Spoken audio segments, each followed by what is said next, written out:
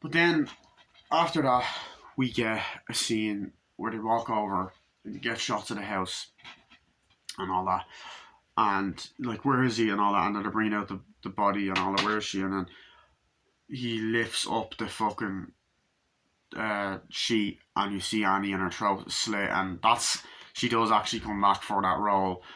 And then he kind of just looks and then closes her eyes and goes, "I have to tell my wife the bad news before somebody else does." Like, "Sheriff, I'm so sorry." He's like, "You let him out." I didn't let him out. It's like, "You let him out. You knew he was sick," and all this. I didn't, and all that. He walks off. It's like, "So what? Is there anything else I can do?" It's like, "Can we go and see the remains of that boy and all that? See if it wasn't him or whatever." And he's like, "Yeah." And then there's just loads of great moments with Loomis. Like, they come back and essentially, um, you know, they're there looking at the corpse. Like, yeah, they're looking at the autopsy of the skeleton. Like, "Yeah, this kid's bad. He's dead." It's like, "Oh yes." He's like, "He's about how old is he?" He's about 17, 18. He's like, "Michael Myers is 21." He's like, and they lift up the thing. He's like, "It's not him." So it's that scene right there. Um, I believe it's like, "Yeah, it's not him. We have to find him." It's like, "What are we gonna do?" It's like, "We got to find him. Got to find out where he's going, what he's doing, and all that stuff." And they go off. Um, and then you get great moments as well, like more great fucking moments where there's all these kids going, "Stop, trashing the house, screw you, Michael, fuck you, man." And then he's like, "Okay, oh god, come on, get out of here, get out of here." He's like, "This is his house." This is like, and Lim was like, "Yes, yes." Where is Doctor? He's like, "Oh, I watched him, I seen him, I looked after him for 15 years, he came after me." And then he's like, "I watched him for 15 years, he was a villain," and all that stuff. And then he's like, he done nothing and no conscience now, and nothing. And they're smoking one cigarette. It's like, "Yeah, Michael Myers is out here, he wants to kill. He's not going to stop. I think he's evil." It's like, "What are we going to do?" So the blonde guy is almost the replacement for Sheriff Brackett. Um, um, so yeah, he's like, I don't know what are we gonna do?" It's like, "I don't know," and all that. So he's like, "Okay, so let's go back." And they're like, "Oh, there's been a," and then the guy comes over and he's like, "Hi, we haven't heard of Ben and Tramer and all that." He's like, "Yeah, we're worried sick about him. He went to a Halloween party." He's like, what was he doing, boys?" He's wearing this stupid mask on. "Yeah, he was drunk." He's like, "Okay, go home, boys." He's like, "All right," and all that. It's like, "Mask. How old is he?" 17. He's like, 17. God, you know. So that's like, oh shit. And I like that little tie in that they had with the mention of Ben Tramer from the first one. It's like, "Oh, the school's been broken into." So they go in and it's like, "What is that?" And it's like, "It's broken here." It's like,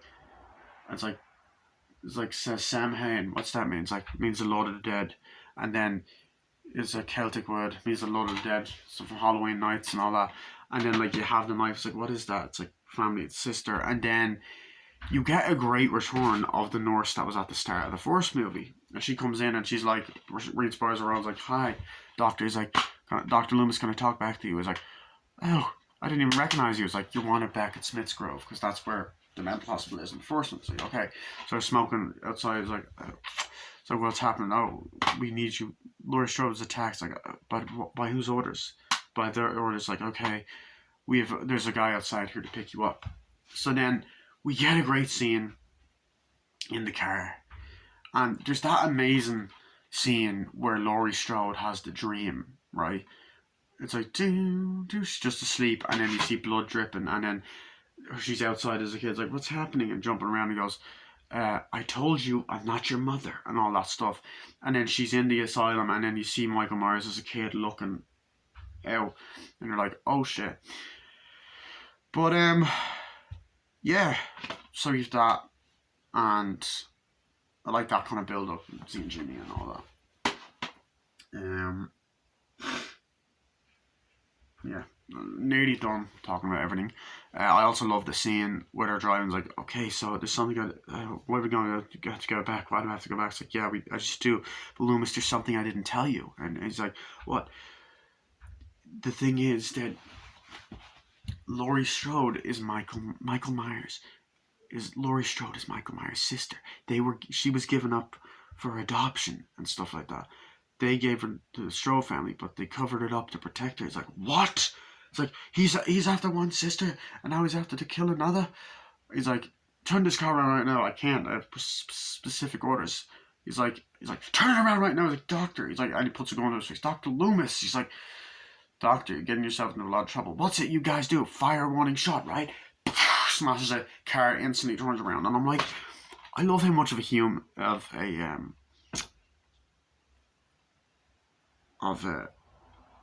how lovable and like human and you know humble Dr. Loomis is. Like, he's likable. He's a likable guy. He actually cares about Laurie. He doesn't want anyone to get hurt.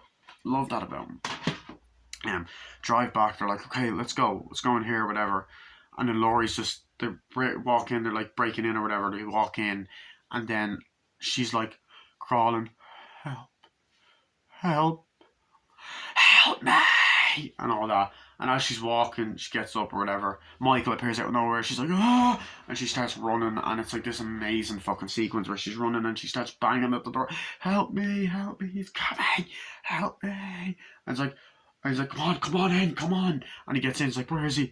And then, I love this because Rambo Afterlife actually said this in his review of this film, that this is the first time and the only time in the franchise where you actually see Loomis and Laurie Strode, who are the two leads, as I said in the first one, on screen together. They talk in the first movie, but they're on screen together in this, which I love, you know? So they're like that, and it's like, what's happening? And then Michael Myers is walking, they're like, come on, stop it. And then I like when Michael Myers opens hospital doors and smashes things, and he has that creepy, dirty mask and all that, and he just walks through the glass, he's like, stop it, and all that, smashes him through the glass, and he's like, no, Michael, shoots him again, shoots him, stops him or whatever. It's like, yeah, come on, we gotta go. It's like, whatever, I can't do that. It's like, stop it, I have orders, those orders have been cancelled, come on. He's like, we gotta go, stop him and all that. It's like, watch him. It's like, no, we have orders, we gotta get back. Well, screw your orders. And then I love the part where he's like, come on, what does he do? And then I love when he's like, wait here. And he's like, what have I got to lose? Accept my job. Love that. But he goes up and he's like, what's that? He's like, he's dead, leave him. He's like, no, he's dead. He's not. And then Michael Myers just gets up and slashes his throat. He's like, come on, let's go. And then they're running like, come on, let's stop it. And he's like, come on, let's go. And then Laurie and Loomis are running for Michael, like, come on, let's go. No, come on. And they go into this room and they're like, oh shit. And he's like, it's like, come on, stop it. It's like, take the gun. She's like, no, stop it.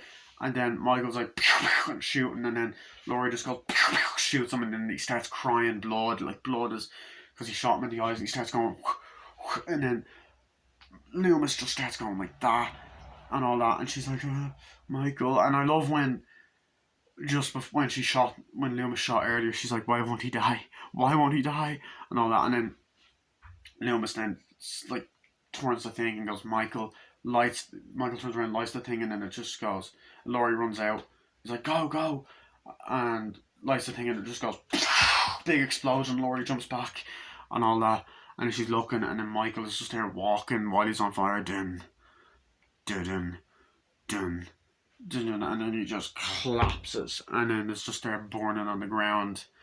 And then he cut to the hospital the next morning. It's like, yeah, come on. It's like, come on, let's go. It's on fire, it's smoking. It's like, come on, let's get in. It's like, this is crazy. Can I ride in front? No, you can ride in back. You'll be fine. Then you have a shot of her and they're like driving, and the hospital drives off, and then it cuts to the ambulance drives off, and then it cuts to Michael Myers born, and then you hear, bum bum bum bum bum bum bum bum, Mr. Sandman, bring me a dream, dun, dun, dun, and make it the cutest that I've ever seen. Because of Michael Myers being on fire, and I love the use of that song. Like the way it pops up when the movie starts, like October 1978, with Mr. Sandman, bring me a dream, and you get nice shots of the trees and all that, and you're like, oh fuck, and I love that. And what else we got? I'm gonna talk about quickly. Something else. But yeah, as I said, just a classic sequel. Everything a sequel should be. Continues the story. But the opening of the film is kind of just like a little recap, but I think it's slightly done different. See, if her talking to Tommy Doyle again and all that. It's like, I want you to go down. I want you to go to Colby, please. I want you to go to Mackenzie's house. Colby's like, okay, yeah, it's done differently. They run off, and you hear the dun, dun, dun, dun, dun, dun, dun, dun, and she's like, come on, yeah, come on. And Loomis is there like that, looking. Dun, dun, dun, dun, dun, dun, dun, dun, dun, and you get to see Michael Myers rising up behind Laurie. Laurie's walking, and then she starts grabbing her like, but the music's slightly different, like, dun, dun, dun, dun. Pulls the mask off. Loomis comes in, shoots, falls off the balcony. Now the difference is that the shot of the house is different. The house is different. He falls or whatever. Boom. Then it cuts back. Was the boogeyman? And she goes, as a matter of fact, it was. Looks out. Goes downstairs. Shot's different. He looks there. Body's gone. He's like, oh God. Runs off. Checks the blood. He's like, oh God. And he's like, call the police. He's like, what's going on out here? The fuck is going on out here? He's like, call the police. He's like, call the police or whatever. He's like, tell him. He's like, tell the sheriff I shot him. What? Tell him he's still on the loose. Is this some kind of joke? I've been trick-or-treated to death tonight. And then he goes, you don't know what death is. Then you just get this amazing din, din, din, din, din, din, din, din, and it's so goosebumpy. And he's running around, walking around and all that. Then it pops up, dun, like most Cava Akid, and a very similar opening credit scene to the first one. It's like Jamie Lee Curtis and Donald Pleasance in, dun, dun, dun, and the pumpkin looks different. Halloween 2. It's like dun, dun, and it pops up the credits, and it just like the first one goes into the fucking pumpkin, dun, but then it starts to break apart and all that, dun, dun, and all that, and the fucking then it starts going into this skull and all that kind of shit. Zooms in. But yeah, I love this film. I give it a 10 out of 10. It's not as good as the first one, but I still think it's a fucking masterpiece sequel, and it's a classic. It's beautifully shot, has the John Carpenter feel, even though he didn't direct it.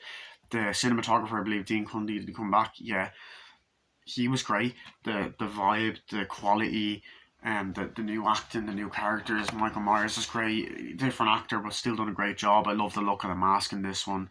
Great kills. Music is brilliant. Suspenseful. Jamie Lee Curtis, Donald Pleasance, the actor that played Michael as a kid, I believe. The actress from the first one, who just plays a corpse in this one, Sheriff Brackett, all come back, and they've done a great job. Brilliant music, soundtrack, vibe, editing, visually stunning, captures the feeling of Halloween, brilliant writing, and yeah. So overall, that was my movie review of Halloween 2. I hope you guys enjoyed it. I'll see you guys later and bye. And it upped the ante, it continued the story. The body count was bigger. Great body count, great bit of gore. So yeah.